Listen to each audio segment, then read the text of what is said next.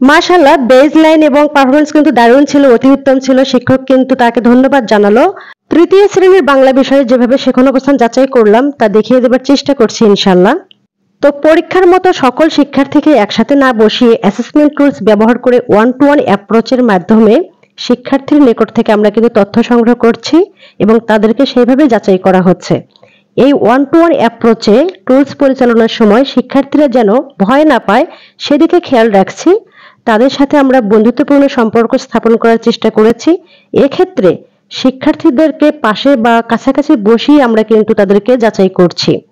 তো যাই হোক, কোনোভাবেই শিক্ষক যেন বসে বা শিক্ষার্থীকে দাঁড়িয়ে বা শিক্ষার্থী বসে শিক্ষক দাঁড়িয়ে যাচাই করা যাবে না। এতে পরিবেশের বিঘ্ন ঘটবে এবং তাদের মনের মধ্যে একটা ভয় বা ভীতি কাজ করবে।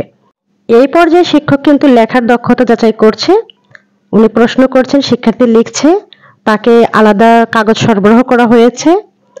তো আমরা সুন্দরভাবে কিন্তু কার্যক্রম চালিয়ে যাচ্ছি। তো শিক্ষক কিন্তু এটি সংগ্রহ করবেন, তার কাছে রেখে দেবেন।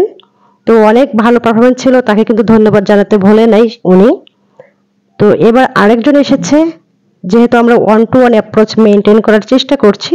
তো কেমন লাগলো জানাতে ভুলবেন না, আর কোন বিষয়ের চান জানাবেন প্লিজ।